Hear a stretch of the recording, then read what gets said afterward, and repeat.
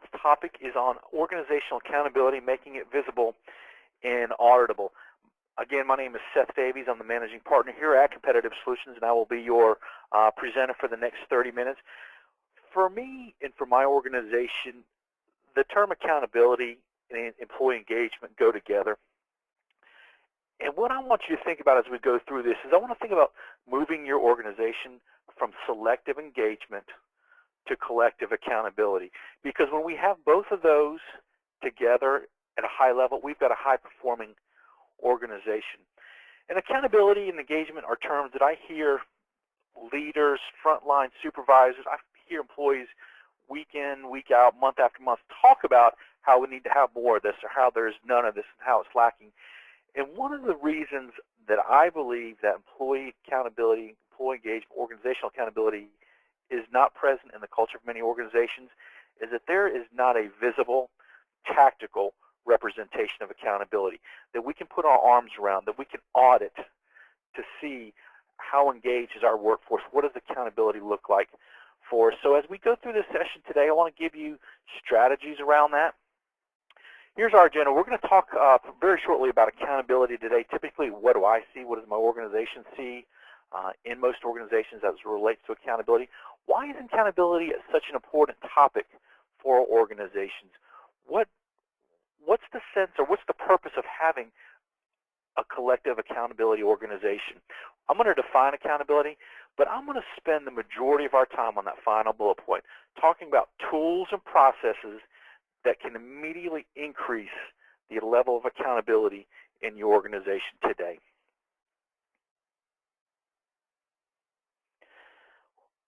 Accountability today, what do I typically see? What does my firm see in organizations as it relates to accountability? If you've been on our webinars before, you know that one of the key components of our methodology is conducting what we call cultural or readiness assessments, and going into an organization in advance of beginning an engagement and looking at what are the strengths of the organization, but what are the areas of opportunity. And we see that every organization struggles with making accountability visible and audible. And one of the top three issues in organizations besides communication, lack of trust, is typically going to be accountability. And we've got to move folks from what I said earlier, from that selective engagement of people being somewhat engaged but not all the way, to collective accountability. We've got to break the culture of the organizations where we've got cultures of dependency. What I mean dependency is that employees are dependent upon leaders to make decisions, to complete tasks on time. We've got to break that cycle, and we've got to become more engaged in the business in that we're as leaders, we're doing what we're hired to do, which is move the business forward. That final point there, managers becoming dumpsters. We all know what a dumpster is. It's a large bin we put trash in, and I think many leaders today operate as management dumpsters in that anytime an employee needs something done, the employee doesn't go and complete it themselves. The employee goes and dumps it on the leader. And we've been trained as leaders to solve problems, to be enablers of, and I think that's created some cultures that we've got to break the cycle of when it comes to organizations. But let's talk about why employee engagement is important. If we've got highly engaged employees, we've got high performance with an organization. And a couple studies that I ran across recently, highly engaged employees outperform their peers by much as 28%. So think about that. But look at the one below that. This one's really telling to me because this relates to the bottom line in organizations. And think about the dollars your organization is leaving on the table because you've got low employee engagement within your organization. The reality is 75% of the leaders surveyed, they have no employee accountability strategy, yet 90% of them believe that accountability directly impacts their business. Those two go hand in hand. And we really have got to take a hard look at, what is our employee accountability strategy? Because if we can put one of those in place, then we can begin to move the business forward. But what's the result of all this? A culture of dependency on the leader. And in a little while, I'm going to share with you a tool where you can help break that culture of dependency. Sporadic accountability in the organization. You're going to hear me say it again. We need to move from selective engagement to collective accountability. And employee performance and productivity suffer because the reality reality is this, that our lowest performing employees, they're really setting the performance expectations in the organization. And if I'm a member of a team and I'm looking at it against my peers and I'm saying to myself, why am I working 9, 10 hours a day? I'm checking email at night. When I've got other folks that are working, in reality, 4 or 5 hours a day, they're not engaged, but yet we make the same level of money. If John next door is going to get the same performance review, the same pay increase that I'm going to get, I'm going to back down my performance. I'm going to get on easy street like John. So we've got to break that cycle, and we're going to transition now over to, for us at Competitive Solutions, what is accountability? For us, accountability is deliberative, demonstrative action of getting the action, the task done on time, with purpose, and with impact on business goals, so that if I'm an employee with an action, I can look to see, did I get my action done on time? What was the purpose of it for the business, and how did it move the business forward? Very key, very critical with that. So how do we fix this within organizations? Well, we at Competitive Solutions, we use a term called non-negotiable. And we've got 4 non-negotiable processes within our methodology of process-based leadership. Today, we've only got time to focus on one of them. But non-negotiable for us is, this is how we do business. It's not up for discussion. It becomes our rhythm of how we operate on a day-to-day, week-to-week business. So first thing we got to do is we've got to establish that. We're going to do that in a few minutes with a tool that we've got in place. But then once we establish it, we're going to monitor. We're going to track that employee accountability, and in a few minutes I'm going to show you a tool where you can measure what's the level of engagement, what's the level of accountability within my team, within my work group. But finally, thirdly, we've got to sustain it. And sustainability is one thing that I see a lot of organizations not succeed at, because really many times the performance of a team is driven by the proximity and the physical presence of that leader.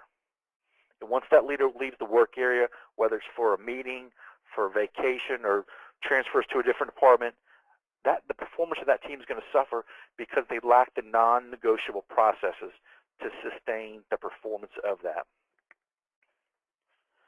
So let's jump in now and really talk about, all right, how are we going to move from what I've said of selective engagement to collective accountability?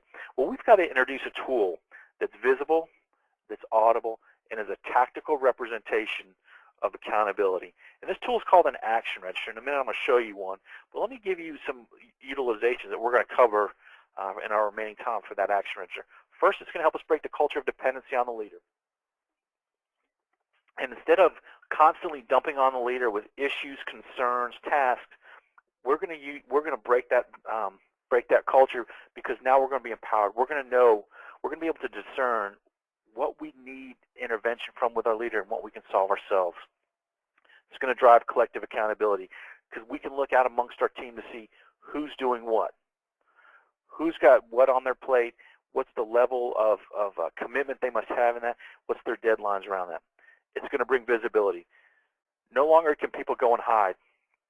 They can't work their 3 hours and then go hide, because if we look at our action register, we're going to see the performance, the level of engagement of everyone in that team, and we can remove ignorance as an excuse.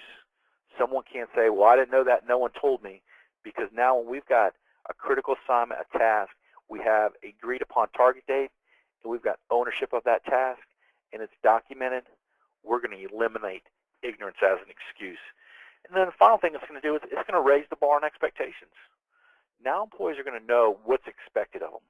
And by the way, your high performers are going to absolutely love this, because now the performance expectations are set. They're already meeting those performance expectations, but it's the others on the team. They're going to have to step their game up, or perhaps they may make the decision to step out of the organization, which sometimes isn't necessarily a bad thing.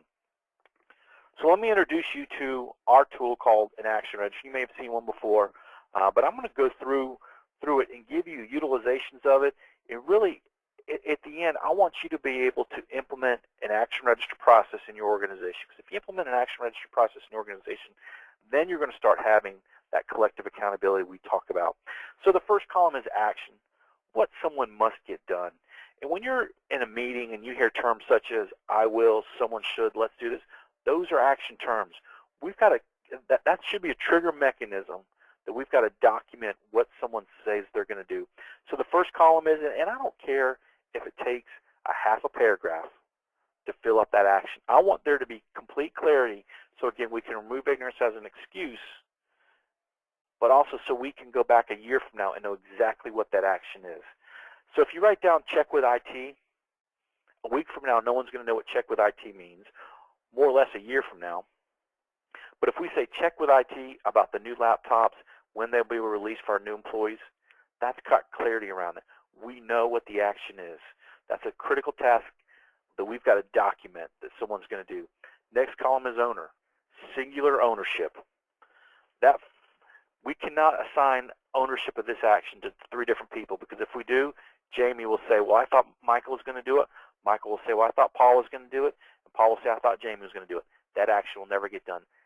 Singular ownership of the action. And by the way, the person must be physically present to receive an action. We're not going to give all the actions to Will because he's on spring break with his family down at Disney World, the happiest place on earth. They must be physically present to receive an action. Now, there are going to be times when, for instance, Will may be the subject matter expert, the person with the best skill set to get that action done.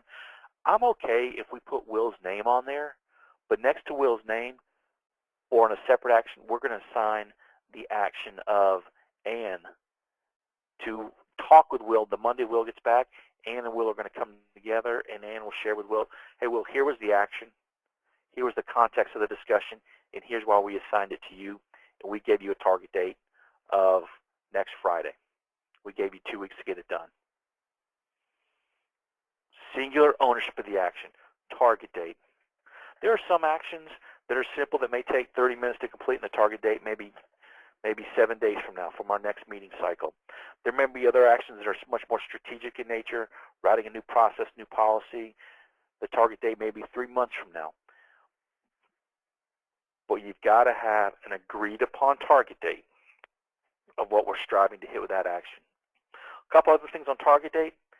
If you or an employee is going to miss a target date, you've got to have a renegotiation process in place, because what I don't want is, I don't want the next time you come back together as a team to look at your action register to spend half the meeting everyone renegotiating their actions. My rule of thumb is this: within 72 hours of that target date, you must speak with your manager face-to-face or by phone and renegotiate that. And many times the manager will be gracious and say, hey, Carrie, I understand it's been a bad week. We've had a lot of things happen. I understand you need an extension. Change the target date from this Friday to next Friday. Have a good week. But keep in mind, I never want to lose that original target date. Because what may happen is this: Carrie may walk into my office for the 10th week in a row, and by the way, I've got that documentation because I can see the 9 times prior that I've changed that target date for her. So as a leader, this is now where I've got to hold her accountable and say, Carrie, if you have to stay here all weekend, I don't care, that action has got to get completed. It's critical to our business. Next column is the completion date. When was the action actually completed by? Because in a minute, this is going to become a performance management tool. And then the comments field, let's record some information, some history around that action. Maybe the reason the action wasn't completed on time is because a supplier or a vendor didn't return a phone call in a timely manner with that. But this right here for me is a visible tactical representation of accountability. By documenting critical assignments and tasks, singular ownership, agreed upon target dates, now people can go out and do what's expected of them. And by the way, one of the things that I hear many employees talk about is how they're micromanaged, how every day, every other day, they're getting phone calls from their leader asking for status updates. The first time someone that has an assigned action should get a phone call or on a status update is the day it's due. Because as a leader, this is going to help create trust among the team. Because if we're starting to meet our agreed upon target dates, we don't need to worry about what's happening Monday, Tuesday, Wednesday. We need to worry about how things are going to come through on Friday. I want to share with you an actual action register This is a screenshot we have here at Competitive Solutions. We have an on-demand software called PBL Scorecard, which ties in your KPIs, your metrics, links them to your scorecard, to your action register. I'll show you that in a minute. But here's an actual action register for a team. The red ones are past due. Yellow ones are due within the next 7 days, and then the other ones are due out to the future. But you can see right here in this column, what's the action? What does it apply to? Does it apply to a metric on our scorecard? And we'll talk about that in a minute. Or does it apply to something the team talked about? Singular ownership. Very visible, very helpful for us as a team to look at what do we need to do. So some of the things that this action register is going to help us do, we talked about it a little while ago, but one of the things that's going to help us improve upon is our meetings. When you start and end your meeting with the action register, you're going to have much more effective meetings. And by the way, people don't mind going to meetings if something gets done, if it's an action-driven, outcome-focused meeting. But many times you sit in a meeting and you're thinking to yourself, we talked about this 3 weeks ago, we talked about this 2 weeks ago, we talked about it a week ago, and I'm pretty sure that week after next we're going to be talking about it again with Joe. Let's talk about something one time, put it on the action register. Because when we do that, and when we have an action keeper assigned as a meeting role, we're going to have shorter, more focused meetings. Again, we talk about something one time. We're going to eliminate those repeated discussions. It's going to help leaders track what employees are actually doing to drive the business. And then it's going to increase follow-through on rates and assignments. Because if you're attending a meeting and 9 of your peers have completed their action on time, and you're the one member of the team that hasn't completed it on time, I can guarantee that as soon as that meeting's over with, you're going to be racing back to your desk wanting to complete that action, because you don't want to be viewed as the one person out of 10 that didn't complete their action on time. Peer pressure is a wonderful thing when it comes to getting assignments done on time. So let's real quickly look at a meeting. This is a standard meeting agenda I recommend for teams to utilize on a monthly basis. But the first thing is we're going to look at our action register. This should take about 2 minutes of the time, because the only actions we're looking at are the ones that are past due or due that day. And if you go back to what I said before, if someone's going to miss a target date, they need to renegotiate that in advance of the meeting. So for 2 minutes, we should be clearing off the 3 or 4 actions. And we'll go around the table and just say, Paul, you were going to check with IT about the new laptops, when they would be released for our employees. What did they say? Paul reports, new laptops will be released on Monday, May the 5th. Thank you very much. So very quickly, we should only be covering the actions that are due that day. Next, we talk about our scorecard, and I can spend all day talking about scorecards. We're going to do around the table. We're going to talk about recognition. We're going to provide recognition to members of our team. It's a mental trigger. I don't want to get off task here, but many times I think we fail to provide recognition to our employees for a job well done, yet we're quick to go out and provide feedback when things aren't going so well. I like to see recognition on the meeting agenda as a mental trigger. The pass up, pass down, the bulletized briefing. What are the 2 or 3 things we want all our employees to know about the next 7 days? Action register review number 2. We're going to spend about 3 to 4 minutes going through the actions that just occurred as a result of our time together. Again, a meeting role is an action keeper. The action keeper may say, we had 5 actions that came out of this meeting. Action number 1 is this. Seth, when can you have that done by? I may say, hey, I can have that done in the next 7 days. So just recapping the actions that came out of our meeting, assigning ownership, agreed upon target dates. By doing this, we're removing ignorance as an excuse. So we can't come back a week from now and Tony say, I have no idea what you're talking about, because we got 9 people around the table that were there and said, Tony, we talked about it. This was the agreed upon target date. Removing ignorance as an excuse. Next thing it will do for us, scorecard effectiveness. I want you to think about your scorecards today, your KPIs, your metrics, if you're measuring, and I want you to answer this question to yourself. Are my scorecards, are they thermometers? Are they thermostats? Because many of the organizations that I visit, my colleagues visit, the scorecards are simply thermometers. It tells them the temperature. Are they winning or losing? That's all it does. And then many times they say, well, I don't know what happened. We just had a bad week. Prayer is not an answer to that. I want you to think about your scorecards as thermostats, because what does a thermostat do? It allows you to measure the temperature. Are we winning or losing? And then what's the adjustment? Here in Atlanta, it's been cold and hot, and the thermostat's been going up and down in my house. We're making adjustments for that comfort level. Same thing with your scorecards. If you've got a red item on a scorecard, you've got to talk about why is it red? What are we going to do about it? Corrective action is directly linked. I'm going to show that to you in just a second. Team collective accountability, the teams diagnose the issues. It's not the manager or the leader that's diagnosing what happened with quality. Why are you over budget last month? It's the team that's closest to the business saying, here's why we missed on quality. Here's what we got to do about it. Here's why we're over budget last month. Here's the behavioral change that we need to have this month.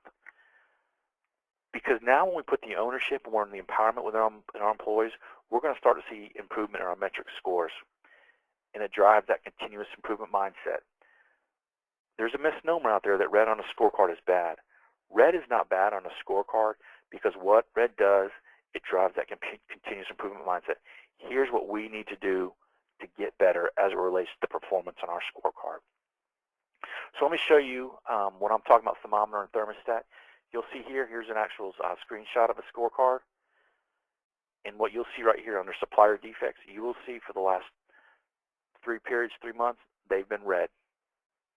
But then here's their corrective action, their countermeasure. Here's what they're going to do differently to change the performance of that metric, directly tied to the action register.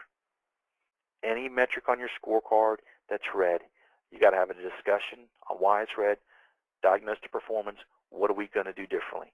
It's not the leader or the manager, because let's be honest, the leader or the manager is not with that team day in and day out. They're in meetings, they're in training classes, they're traveling for business. Let the team come up with the corrective action of what they do differently as a result of that.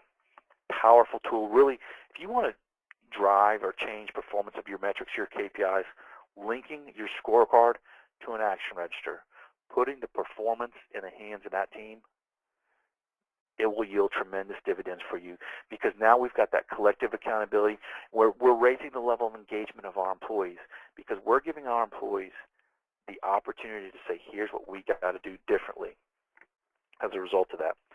Let's talk about another thing. I talked about the management dumpster. This is a personal action register. This is a scaled down version of the team action register I showed you. And you'll see in the column, action, what must happen, R's for responsibility, T's for target, and C's for completion. When an employee comes to you with an issue that they're perfectly capable of solving themselves, empower them to solve it themselves, document it on the action register, assign them the responsibility, give them an agreed upon target date. And by the way, this is in duplicate, so I could tear off that top sheet, hand it to the employee, and as a leader, I've got a sheet behind it that allows me to follow up to ensure the employees get done. Because what this is going to help us do, it's going to break the cycle of dependency on the leader. In organizations that have implemented this, they've had these pads, these personal action register pads. At about the 4 to 5 month mark, these pads go away, because employees are now able to discern, what am I capable of solving myself? What am I empowered to solve myself versus when do I need to get my leader involved? It's a very powerful tool that will transform your organization and breaks the cycle of dependency. And also, it's a great way to coach. Hey, we often don't look and say, I've got nothing to do today. I think I'm going to go out and coach our employees. We're overwhelmed. But if we have these, it gives us the opportunity for 5 minutes to coach an employee. When they come to us with an issue or concern, we can stop them, we can discuss them with it, and then we can coach them through it on what they need to do differently as a result of it. High engagement, high performance. Let's talk about accountability analysis. This is going to be the way that we can measure the level of employee engagement. Remember, selective engagement versus collective accountability? Well, in a minute, we're going to be able to see how are we doing. So what I've done is I've taken the data from my team for the last 90 days. The last 90 days, I've looked at our action register, and I've written down each employee, their names, how many actions have they taken, how many have they completed, and what's the value to the action of the business. A couple things. First, that last column, value of actions to the business, I don't want you to focus on that right now. I want you to focus on the second and third column. And by the way, the first time you do this exercise, you don't even need to populate employees' names in that first column, because when you display this or hand out the piece of paper, people are going to know. They're going to look at it and say, I know that's Shane because he's the go-to person, and I know that's Anna because she works 3 hours a day and then she just disappears, and I know that's Adam. Adam volunteers for the most simplest tasks so that it looks like he's doing something, but he's really not. And then Patricia and John, you can see they're hanging out with Anna. And then Gwen and Linda, they volunteer. They got a lot on their plate. So as a leader, I may be going to them. I may be managing what I call my personality, and that I've got my go-to people with Shane, Gwen, and Linda being my go-to people. And I'm ignoring the performance of Deborah and John and Anna. So a couple key points here. One, it's a very good snapshot as a leader to see who are my engaged employees, who do I need to coach, who do I need to say, you know, Shane and Gwen and Linda, I know you got a lot on your plate. I don't want you to volunteer for anything for the next 30 to 60 days, and I'm not going to ask you to do anything because I'm really going to work to engage others on the team. And they're going to say hallelujah, because finally the team's going to move from that selective engagement. We're going to start looking at collective accountability. I could spend another hour talking about the power of this slide, about this accountability analysis, and how it can really drive better performance in your organization. And if anyone wants to discuss this offline, I'd be more than happy to. But this right here is the visible representation of engagement and accountability. I can see, my team can see who's doing what. So people no longer can go and hide as it relates to accountability. So let's wrap this up, tie it up here, folks. The action register I introduced you to, you're going to have shorter, better focused, more meaningful meetings. People are going to look forward to coming to the meetings, and I know that's hard to believe. People look forward to coming to the meetings because something happens. They're action-driven, outcome-focused. When we tie the action register to our scorecard, when we move our metrics from thermometers to thermostats, we're going to have increased business results because now people are engaged. They know are winning or losing. What do we've got to do? I showed you just a minute ago the accountability analysis, increased visibility of expectations. It's going to improve follow-through on assignments because now we don't have these nebulous target dates. We've got agreed upon target dates, and then we've got a process to renegotiate those target dates if people aren't going to meet them on time. Personal action registers empower employees, eliminate the dependency on the leader. Instead of going to the leader day in and day out to get tasks done, employees now know what they need to do. Gives us coaching opportunities. That quarterly accountability analysis, bring visibility to accountability for everyone. What are the desired behaviors that we need? It gives us data for performance reviews. Instead of, this is historical data for the past year, instead of, waiting till 2 weeks before the performance review is about to take place. And if I know I'm about to get a performance review 2 weeks out, what am I doing? I'm coming in early. I'm staying late. I'm highly engaged. Once I have my performance review, I'm going to slip back to my old ways. And then as a leader, am I managing my personality or am I managing my process? Who do I need to engage? What do I need to do a better job on? I had a couple questions come in during our time together. One of those was around the renegotiation of actions. Let me speak to that. Ideally, you would like for employees to come to you as soon as they know they're not going to meet a target date of an action. But I think we got to have an agreed upon deadline that says 72 hours in advance of an action, you must renegotiate with your leader. Instead of 24 to 48 hours in advance or the morning of, let's say 72 hours in advance of an action, target date. If you're not going to get it completed undone, you must come to me. We must have a face-to-face discussion and talk about what do we got to do here. I appreciate your time today. I hope this has been valuable and beneficial. In a minute, you're going to get a survey or a questionnaire if you want to get some additional information on various areas. Every Tuesday at 11 a.m. Eastern, we send out our weekly management tips. Next month, my colleague Paul will be doing a webinar on business scorecard performance, why using Excel versus a true scorecard software doesn't work. Very powerful, and you'll hear from him talk about the thermometer thermostat as well. So thank you for your time. I hope this has been valuable and beneficial for you.